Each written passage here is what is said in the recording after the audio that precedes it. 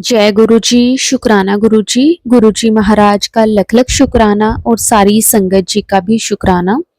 संगत जी, जब गुरु जी हमारा हाथ पकड़ते हैं, अपने साथ जोड़ते हैं, तो संगत जी गुरु जी हमारे साथ साथ हमारे पूरे परिवार की भी रक्षा करते हैं। संगत जी गुरु जी हमें उन सारी प्रॉब्लम से बाहर निकालते हैं जिनसे हम घिरे हुए होते हैं। हम तो बहुत खुशकिस्मत हैं कि हमें गुरुजी ने अपनी शरण में लिया है, हमें अपनी संगत बनाया है। लाखों करोड़ों की भीड़ में गुरुजी ने हमारा हाथ थामा है। शुक्राना गुरुजी आपका, अनंतम अनंतम बार शुक्राना गुरुजी। संगत जी, आज का सत्संग बहुत ही प्यारा सत्संग है। गुरुजी की बहुत ही प्यारी बेटी द्वारा सत्संग को शेयर किया गया है। संगत जी, सत्संग को पूरा अंत तक जरूर सुने, क्योंकि हर एक सत्संग में गुरुजी हमें बहुत ब्लेस करते हैं, हमारे सख्त से सख्त कर्म को काटते हैं, हमेशा हमें खुशियां देते हैं। संगत जी, कभी भी सत्संग को बीच में ना छोड़ा करें, क्योंकि पता नहीं कौन सी बात से गुरुजी हमारा कल्याण कर दें। संगत जी, अगर आप भी अपना सत्संग शेयर करना चाहते हैं तो डिस्क्रिप्शन में व्हाट्सएप नंबर और जीमेल आईडी दी हुई है, आप उस पर सत्संग को भेज सकते हैं। तो संगत जी, अब हम गुरु जी से आज्ञा लेकर सत्संग को शुरू करते हैं। जय गुरु जी, शुक्राना गुरु जी, अनंतम अनंतम शुक्राना गुरु जी। जय गुरु जी। संगत जी, मैं अपना शुक्राना सत्संग शेयर करना चाहती हूँ, क्योंकि शायद गुरु जी चाहते हैं कि मैं अपना सत्संग शेयर करूँ। मैं अभी किसी बहुत बड़ी प्रॉब्लम में फंसी हुई हूँ और गुरु जी का लगातार मुझे मैसेज आ रहा है कि तुम पहले अपना शुक्राना करो, तभी तुम्हारी प्रॉब्लम सॉल्व होगी। तो मैं अभी अपना शुक्राना सत्संग शेयर करती हूँ। जय गुरु जी। आप जो भी बुलवाओगे अपनी मर्जी से बुलवाना, कोई भूल चूक हो जाए प्रभु तो क्षमा कर देना। मैं गुरु जी का मुझे 2 साल पहले पता चला था। मेरा बेटा है, मेरे बेटे को क्लब फुट की प्रॉब्लम थी जब व्हेन ही वाज बॉर्न। तो मेरे बच्चे का राइट क्लब फुट था, तो उसके ट्रीटमेंट के लिए हम काफ़ी टाइम तक परेशान रहे हैं। उसके बाद फिर मेरे बच्चे की काफ़ी तबीयत ख़राब रहती थी, हर दूसरे तीसरे महीने उसको फ़ीवर, उसकी सर्दी, उसकी खांसी, मतलब हम बहुत परेशान रहते थे अपने बच्चे की हेल्थ को लेके। तो मेरी मदर ने आई थी, तो उन्होंने मुझे बोला कि तुम ना बड़े मंदिर चलो गुरु जी के पास, एक बार चलो, देखना तुम्हारे बच्चे की सारी प्रॉब्लम सॉल्व हो जाएंगी। तो उस समय मैं नहीं जानती थी कौन है ये, क्या है। बस मैंने उनको बोला कि मैं किसी पंडित बाबा इनके चक्कर में नहीं पड़ना चाहती, I don't believe in all this. तो उन्होंने मुझे 1-2 बार बोला कि अच्छा एक बार चल लो मेरे साथ, तुम्हें नहीं अच्छा लगेगा तो तुम मत जाना, लेकिन एक बार चल लो मेरे साथ। फिर मैंने अपने मदर का दिल रखने के लिए, और मुझे था कि चलो हम नहीं जाएंगे, हमें नहीं मतलब है, लेकिन आपको तो हम दर्शन करवा ही सकते हैं ना, मंदिर है, चलते हैं। तो मैं, मेरे हस्बैंड, मेरा बच्चा और मेरी मदर, हम बड़े मंदिर गए। वहाँ गई तो घुसते, हाँ मुझे थोड़ा अच्छा लगा, बट ऐसा नहीं था कि घुसते ही मुझे बहुत अच्छा लगने लगा था। मैंने बस अंदर घुसी, हाँ मैं देखा शिव जी का मंदिर है, भोलेनाथ है, सामने गुरु जी हैं। मैंने काफ़ी लोगों से इनके बारे में सुनना भी शुरू कर दिया था। तो मैंने बोला उनको कि गुरु जी अगर आप हो तो आप मेरी 2 प्रॉब्लम सॉल्व कर दो। एक, मेरे बेटे की तबीयत एकदम ठीक कर दो, और उस टाइम मेरे फादर से मेरे कुछ टर्म्स ख़राब हो गए थे, तो हमारे आपस में बातचीत नहीं थी। तो मैंने उनसे बोला कि मेरे फादर से मेरे बहुत अच्छे टर्म्स हो जाएं, वो मेरे से वापस से बात करने लगे, और मेरे बेटे की तबीयत ठीक कर दो गुरुजी। ये 2 चीज़ें मैंने उनसे मांगी थी उस दिन। आप बिलीव नहीं करोगे, मेरे फादर कभी नहीं आते, कभी नहीं ट्रैवल करते हैं। ही लिव्स इन वाराणसी और हम रहते हैं गुड़गांव में। एंड वो कभी नहीं, वो ट्रैवलिंग तो करते ही नहीं। वो मुझसे बात भले ही कर लेते, लेकिन वो ट्रैवल नहीं करते। वो कभी मेरे घर नहीं आए, मतलब इवन आफ्टर मैरिज कभी नहीं आए। तो पता नहीं गुरु जी की क्या मेहर हुई, और वो अचानक से एक दिन अकेले हमारे घर आ गए, और मैं उनको देखा तो देन आई रियलाइज कि ये गुरु जी की मेहर हुई है, ये उनकी ब्लेसिंग है, इसलिए वो आए हैं। तो थोड़ा थोड़ा मेरा गुरु जी में बिलीव बनने शुरू हो गया था। फिर उसके बाद मेरे बच्चे का एडमिशन होना था स्कूल में, और मुझे बहुत टेंशन थी, क्योंकि मेरे बच्चा थोड़ा ADHD के लिए डायग्नोस हुआ था। ADHD is attention deficit hyper active disorder. तो मुझे था कि मैं गुरुजी इसको किसी ढंग के स्कूल में एडमिशन मिलेगा कि नहीं, क्या करूं, मैं कहाँ जाऊं, मतलब मैं बहुत ज़्यादा उस चीज़ को लेके घबराई हुई थी। और मैंने गुरुजी को बोला कि गुरुजी प्लीज़ इसका एडमिशन कहाँ कराऊँ। एंड मैं ऐसे ही रास्ते में जा रही थी एंड सडनली मैंने देखा कि एक स्कूल है। एंड हम जब स्कूल में एंटर किए ना तो वहाँ पे गुरुजी की बहुत बड़ी फ़ोटो लगी हुई थी। ऐसा लग रहा था कि गुरुजी ने हमें बोला है कि आओ यहीं पे आके तुम्हारा बच्चे का एडमिशन होगा। और हम गए वहाँ पे और किसी बच्चे का एडमिशन नहीं हुआ। जिनके पेरेंट्स ने बताया कि हमारे बच्चे को ये इशू है, ये इशू है, सिर्फ मेरे बच्चे का एडमिशन हो गया स्कूल में। और वो मैम गुरुजी की बहुत बहुत पुरानी संगत, जब गुरुजी थे तब की संगत। तो ये तो मुझे समझ में आ गया था कि गुरुजी ने उसे अपनी शरण में ले लिया है, वहाँ पे उसको कोई दिक्कत नहीं होगी। उसके बाद फिर हम क्या कहते हैं, उसके बाद मेरा धीरे धीरे गुरुजी पे बिलीव स्ट्रांग होता गया। मैं मतलब बड़े मंदिर एक दो बार और गई, उनका पूजा पाठ शुरू किया। फिर धीरे धीरे धीरे धीरे एक बार मेरे मन में आया, छोटी मोटी विश तो गुरुजी हमारी ऐसे ही पूरी करते रहते थे। मेरा एक घर लेने का सपना था, वो उन्होंने वैसा घर जैसा हमें चाहिए था बिल्कुल वैसा घर हमें ब्लेस किया। शुक्राना गुरुजी। उस घर में गुरुजी की जगह कहाँ होगी, हमारे घर के मंदिर में ओम बना है, एग्जैक्ट गुरुजी कहाँ बैठेंगे वो वहाँ पे बैठे, उनके ऊपर गणेश जी हैं, बगल में शिव जी की मूर्ति है। मतलब एकदम जैसा लगता है कि गुरुजी ने डिसाइड किया था कि यहाँ पे ऐसे आना है।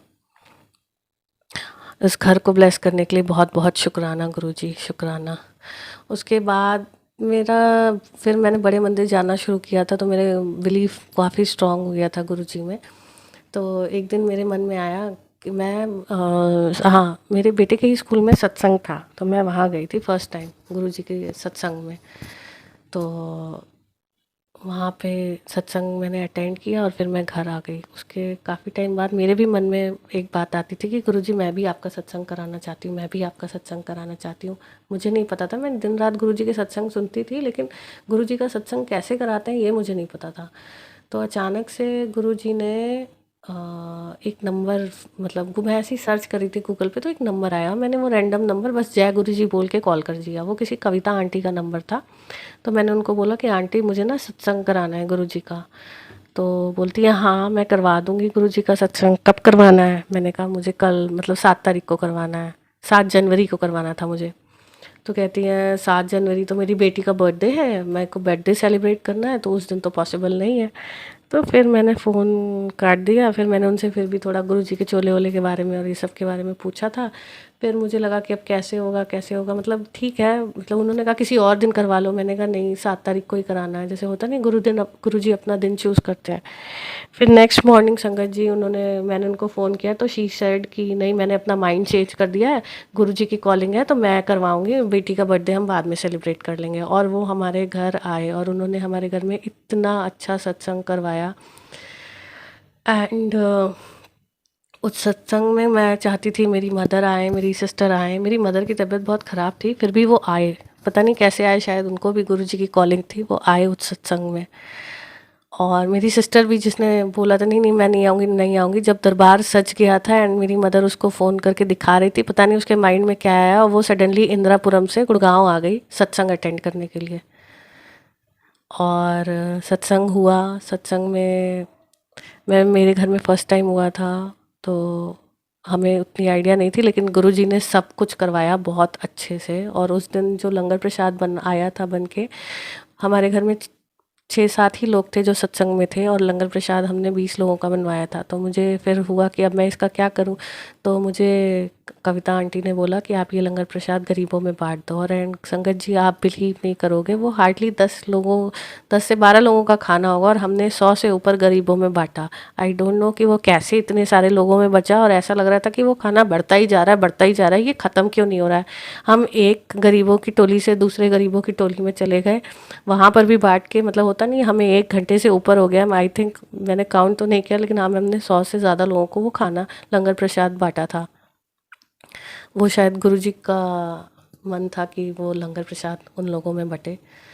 जय गुरुजी, शुक्राना गुरुजी।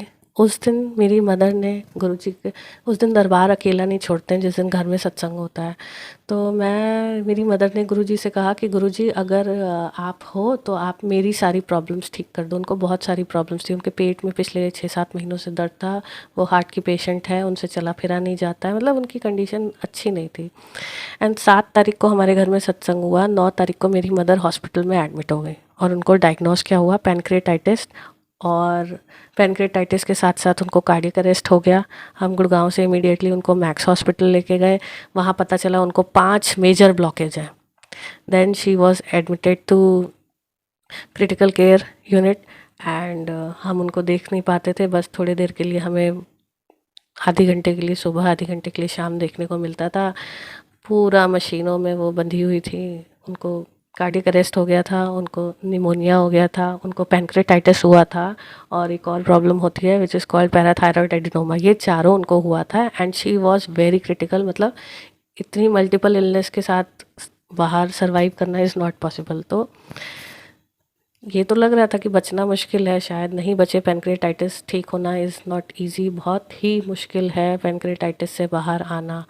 पर पता नहीं क्यों गुरुजी थे, मन में एक धैर्य था कि मतलब ठीक है, वो हॉस्पिटल में एडमिट थी, फिर भी एक पैनिक नहीं हो रहा था, एक घबराहट नहीं हो रही थी जो होती है कि कुछ हो जाएगा, कुछ हो जाएगा। नो, हम मन में स्टेबिलिटी थी कि वक्त लगेगा शायद, पर ठीक हो जाएंगी। 4 दिन 5 दिन बीते उनके आईसीयू में और उनकी कंडीशन डे बाई डे ख़राब हो रही थी। मतलब लग नहीं रहा था कि हम अपनी मदर को घर लेके जा पाएंगे। बस गुरुजी का ही सहारा था एंड सडनली गुरुजी ने अपना चमत्कार किया and she was taken out of ICU. She was admitted to normal ward and धीरे धीरे धीरे उनकी सारी कंडीशंस ठीक होने लगी एंड वो 25 दिन हॉस्पिटल में रहने के बाद घर वापस आई अपने पैरों पे चल के। और जब हम वापस आ रहे थे तो रास्ते में एक शॉप पे बहुत बड़ा गुरुजी का स्वरूप लगा था एंड ऐसा लग रहा था गुरुजी कह रहे हैं, हूँ मैं तुम्हारे साथ, हूँ मैं तुम्हारे साथ। शुक्राना गुरुजी, मेरी मॉम को ऐसी सिचुएशन से बाहर निकालने के लिए शुक्राना। लाइफ ब्लेस सिर्फ हमारे सतगुरु ही कर सकते हैं। लाइफ ब्लेस करना सबके हाथ में नहीं होता है। उसके बाद मेरे हस्बैंड और मेरे बेटे की तबीयत बहुत ख़राब हो गई थी, वो दोनों हॉस्पिटलाइज हो गए थे स्वाइन फ्लू की वजह से। उस वक्त भी गुरुजी ने हमें ब्लेस किया और दोनों ठीक होके घर आ गए। और सबसे बड़ी चीज़ तो अभी कुछ दिनों पहले मेरे बच्चे की थेरेपीज तो चल रही थी काफ़ी टाइम से, पर अभी रिसेंटली उसकी तबीयत ख़राब हुई थी। गुरुजी के शरण में आने के बाद से उसमें हर बार उसके ADHD में सुधार ही हो रहा था। He was better, he was better, he was better, दिन पर दिन वो बेटर हो रहा था। पर अभी कुछ दिनों पहले उसकी सडनली बहुत तबीयत ख़राब हुई थी, बहुत ज़्यादा। और मेरा गुरुजी का एक ब्रेसलेट स्वरूप है जो मैं अपनी स्कूटी में लगा के रखती हूँ, वो उस दिन एकदम से सडनली टूट गया। तो मुझे तो ये समझ में आ गया था कि कोई बड़ी मुसीबत आई है जो गुरुजी ने अपने ऊपर ले ली है।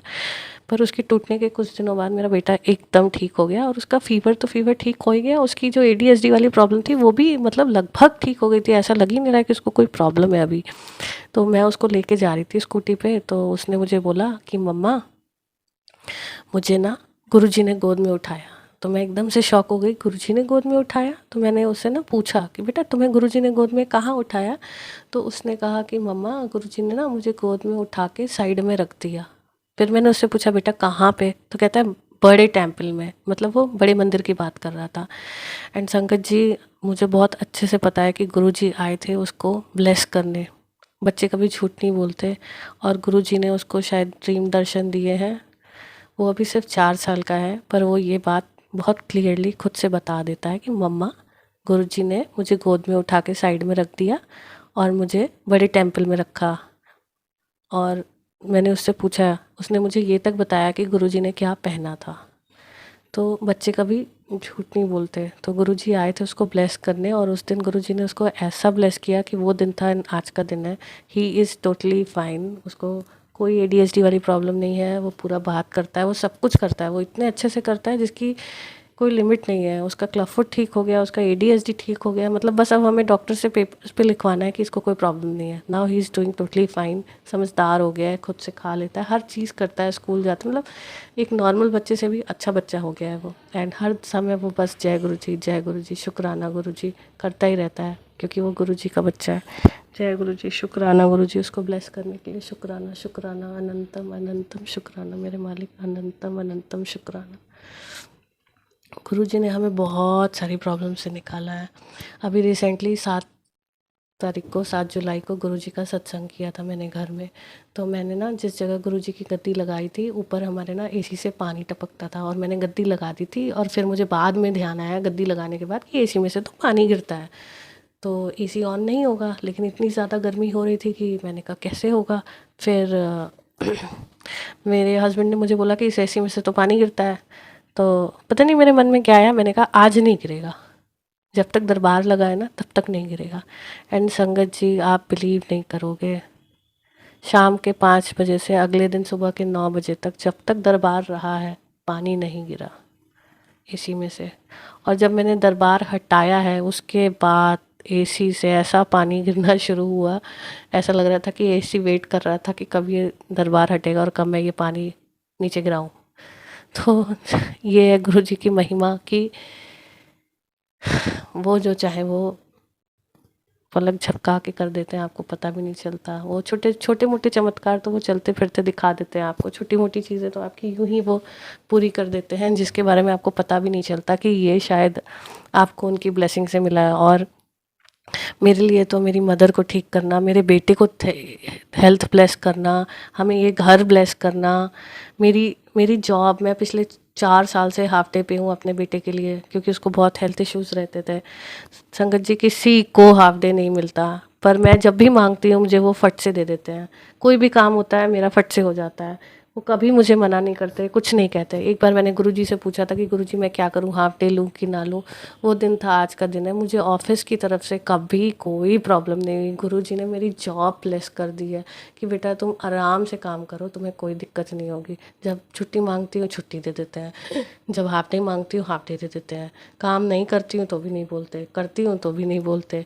और उस पर से पता नहीं कहाँ कहाँ से मेरे को रिवॉर्ड पॉइंट और एप्रिसिएशन मेल और रेटिंग्स एंड ऑल आता रहता है, जो मुझे पहले कभी नहीं मिला जब मैंने इससे बहुत ज़्यादा काम किया था, और अब मुझे मिलता रहता है। क्यों? क्योंकि गुरुजी ने मेरी जॉब को ब्लेस किया हुआ है। जय गुरुजी, शुक्राना शुक्राना गुरुजी, जितना शुक्राना मैं करूँ आपका उतना कम है। अभी भी मेरी लाइफ में एक बहुत बड़ी प्रॉब्लम चल रही है, जिसके लिए गुरुजी ने मुझे पेशेंस रखने को बोला है, जो मेरा हर दिन थोड़ा थोड़ा ब्रेक होता रहता है। पर मैं गुरुजी से बार बार बोलती हूँ कि गुरुजी प्लीज़ गाइड मी, मेरा पेशेंस ना ब्रेक हो, क्योंकि गुरुजी ने मुझे बोला है कि तुम पेशेंस रखोगी तो वो प्रॉब्लम बहुत अच्छे से सॉल्व होगी, और पेशेंस नहीं रखोगी तो क्या से क्या हो जाएगा। तो बस मैं गुरुजी से कह रही हूँ, गुरुजी प्लीज़ गाइड मी, मुझे सही रास्ता दिखाएं और मेरी इस प्रॉब्लम को भी सॉल्व करें। जय गुरु जी, शुक्राना शुक्राना शुक्राना, अनंतम शुक्राना गुरु जी। और बस मैं एक बात और बताना चाहती हूँ गुरु जी की महिमा की, कि अभी मतलब गुरु जी, बड़े मंदिर आप तभी जा सकते हैं जब गुरु जी की कॉलिंग हो। आप अपने मन से नहीं जा सकते बड़े मंदिर। तो अभी कुछ दिनों पहले गुरु जी की कॉलिंग थी मेरे लिए, तो मैं गई बड़े मंदिर। तो मैं ना एक्सेसिव सोचती हूँ, ओवर थिंकिंग, मतलब होता नहीं, इतना ज़्यादा ओवर थिंकिंग की प्रॉब्लम है कि कभी कभी मुझे लगता है मेरा सर फट जाएगा। तो अभी कुछ प्रॉब्लम चल रही जिसकी वजह से सोच सोच के मैं बहुत परेशान थी। मतलब मैं मंदिर जाते जाते रास्ते में मेरा दिमाग एकदम ऐसा लग रहा था कि फट जाएगा सोचते सोचते, और मैं गुरुजी से कहती, गुरुजी मैं क्या करूँ, ये थॉट्स मेरे दिमाग में ना आए, प्लीज़ हेल्प। एंड संगत जी, जब तक मैं बड़े मंदिर नहीं पहुँची थी तब तक मेरे दिमाग में ऐसे ऐसी बातें चल रही थी कि बस मैं बता नहीं सकती। और जब मैं माइंड में सोची थी गुरुजी से ये बोलूँगी वो बोलूँगी, बोला जैसे मैं बड़े मंदिर पहुँची एकदम ब्लैंक, कुछ समझ ही भी नहीं आया, कुछ माइंड में चल ही नहीं रहा है, एकदम खाली दिमाग, कुछ समझ में नहीं आ रहा है ये क्या हो रहा है। मैं कुछ सोच नहीं पा रही हूँ, कुछ एकदम जैसे ऐसा लगता है कि गुरुजी आपका एकदम ब्रेन वॉश करके आपको खाली दिमाग लेके बुलाते हैं अंदर, फिर वो उसमें अच्छी बातें भरते हैं और फिर आपको बाहर भेजते हैं कि अब जाओ, अब तुम सर्वाइव करो। और जैसे वहाँ से मैं वापस लौटी हूँ, मेरे माइंड में इतना पीस था, इतना पीस था, मैं इतना खुश थी, ऐसा लग ही नहीं रहा था कि कोई प्रॉब्लम है भी, फील ही नहीं हो रही थी। तो ऐसे हैं गुरुजी, वो जब ब्लेस करने पे आते हैं तो कितना ब्लेस कर देते हैं, आप सोच भी नहीं सकते। शुक्राना गुरुजी, आपने हमारे लिए जितना कुछ किया, शुक्राना। हमारा हाथ थामने के लिए शुक्राना। हमसे बहुत सारी गलतियाँ हो जाती है गुरुजी, कई बार हम आपके बताए रास्ते पे और वचनों पे नहीं चल पाते, हमें प्लीज़ उसके लिए माफ़ करना। और शुक्राना गुरुजी, शुक्राना, अनंतम अनंतम शुक्राना गुरुजी। अपनी सारी संगत को ब्लेस करो। शुक्राना गुरुजी।